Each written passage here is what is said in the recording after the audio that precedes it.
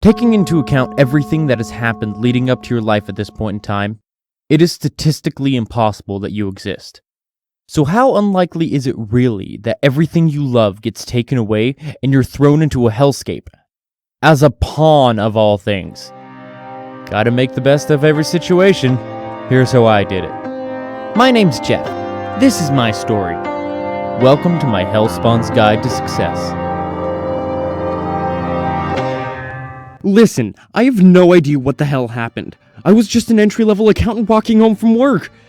It was a shitty day leading up to that point. Boss on my ass, lunch got stolen. It was probably Steve. God, fuck Steve. I hope he dies. Well, shit, he might have. Nonetheless, all of that was a daydream compared to what happened next. The sky got dark and the ground ripped open beneath me. I thought I heard something fall behind me, but all I felt was a sharp pain, and then there was nothing but darkness. In the darkness, I heard a voice. You poor thing.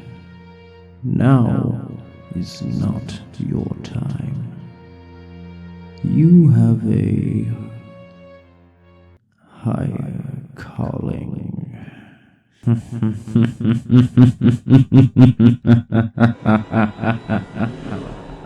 The next thing I know, I saw a red light and it felt like my skin was burning and my bones were breaking. They probably were, now that I think of it. My eyes opened, but what I saw was far from what I remembered. The sky was on fire, the ground was broken and littered with bodies. And I had the worst fucking headache. Oh my god. Ow. Ow. Fuck, what happened? Oh shit, I'm burned all over. My clothes are ruined and... Is my ribs supposed to be sticking out like that? Oh god, I need help. Oh, there's a person over there. Hey! Hey, are you okay? Because I'm definitely not. Oh. Good. Oh, good. You're all good. Listen, I'm not good. I need some help. Help. Yes, help. I need help. Can you even understand what I'm saying? Help the Dark Lord! Gorge is the flesh! Jesus Christ, you're fucked up. Your face is all melty and I think you have a piece of rebar sticking out of your chest. Here, let me help you, because you're way worse off than me. My head felt like it was splitting open. Like someone took the rebar out of that guy's chest and shoved it into my skull. It looked like he felt it too, because he grabbed his head like I grabbed mine. Serves him right. Unhelpful dick. My pawns, bring me souls for the reaping. Tear the flesh of the unanointed. Do my bidding, and you will be greatly rewarded. Do this in my name. Yeah, praise be to Father, or whatever. Yes, praise be to me.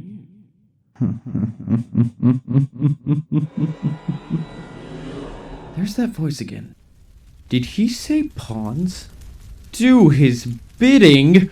Well, shit. The apocalypse happened, it's hell on earth, and I'm a fucking pawn? And what a glorious purpose! Praise be to Father! Praise be to the Dark... I'm sure he would have finished that thought, if his brain had stayed in his skull. But, to my surprise, that was the moment his head exploded. Oh my god! It's in my mouth! It's in my mouth! Take that, you evil scum. I cleared enough brain matter from my eyes to see the supposed cause of the head explosion and the source of that god-awful one-liner. There stood a man about 6 foot tall holding a revolver and a blood-stained torn button-up, soot-smeared face, and, somehow, perfect hair. If there was a protagonist to this horrible real-life horror movie, this would be him. You're next on my list. Wait, let's talk about this. The time for talking's done. I'm not like them. I'm a good guy. You look like one of them. Looks can be deceiving. It's what's on the inside that counts. Let's see those insides come out then. Is everybody here a murder-hungry asshole? You just can't reason with some people. When reason fails, you fight. Unless you're me, who is apparently an undead expendable pawn in a new hellscape with a pistol aimed at your head. Then you run. Get back here and fight me like a man. Not a man anymore, just a pawn. I would guess that the asshole was chasing me. Mostly because of the gunshot immediately followed by the bullet passing clean through my thigh, but I didn't even care about it because I was too busy diving under telephone poles and stepping over mutilated corpses. I started to take one look back to see my progress, but that's when I hit a wall. A fleshy wall. One with 2 legs, 1 enormous arm, and wrapped in barbed wire. Who dares step in my realm? Jesus Christ, you're huge. You will be punished for your insolence, pawn. I totally get that. Big no-no on my part. But if you want to punish someone, punish him. He's trying to kill me. Get over here, you little shit. I gotta clear this world of all evil, and you're next on my list. God, this guy's a dork. I ought to kill you for even looking in my direction. Also, he's really disparaging the father's name. Like, really talking down to the Dark Lord. How dare ye! Step aside and let Razor Wire deal with him. Then Razor Wire will deal with you. Apt name given this thing's appearance. I took the gracious opportunity and ran with it. Literally. But I didn't want to miss the beatdown Razorwire would deal to the asshole who shot me. So I climbed a wall of cars at the far end of Razorwire's supposed domain and hid behind the trunk of a Honda Civic with a clear view of the arena. Not a moment later, asshole McGee with the pistol stepped right up to Razorwire. You dare disparage the father's name? Oh, I did more than that with the name. I wiped my ass with it too.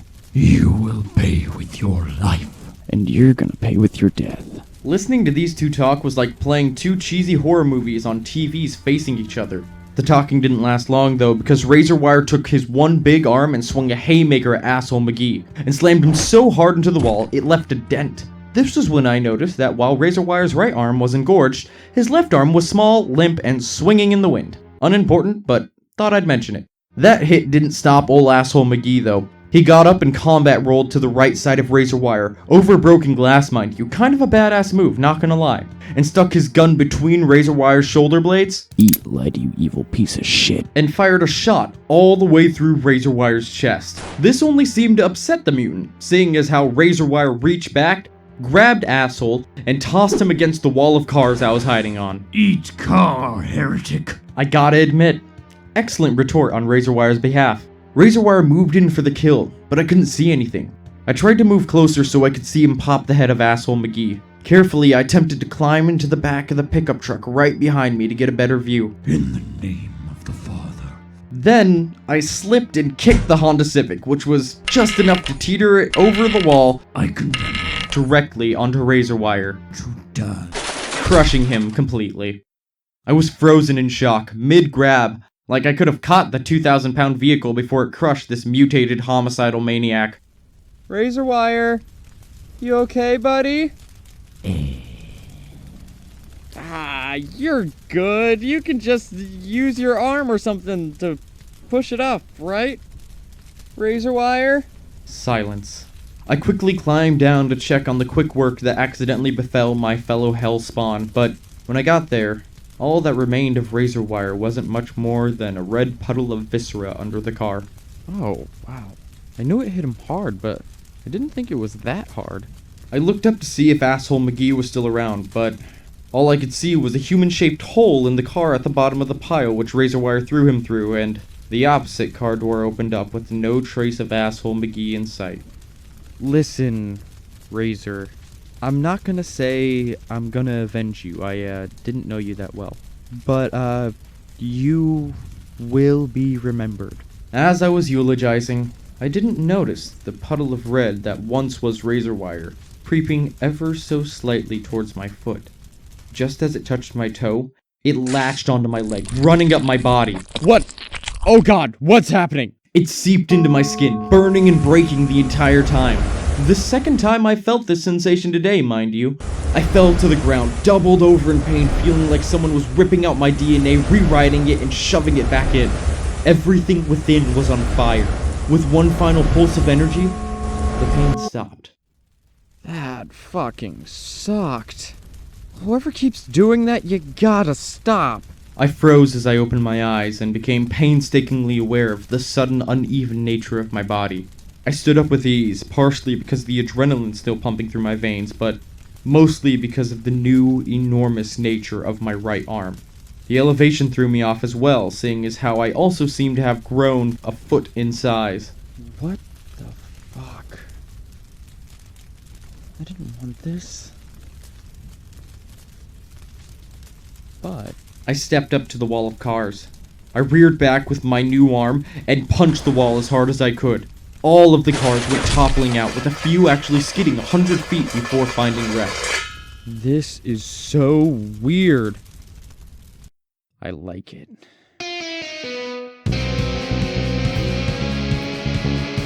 This has been a Hellspawn's Guide to Success. Thank you so much for listening. A Hellspawn's Guide to Success was written, produced, and performed by Brett Hunt. A special thanks to Pixabay for various sound effects used in the episode. If you enjoyed what you heard, please consider leaving a review and telling your friends about it. I'd love to have them here. New episodes will be coming out every other Wednesday, so stay tuned for more. Hellspawn's tip of the day. If you're injured, best not to ask the person eating a corpse for help. Again, thank you so much for listening, and I hope you live to hear the next one.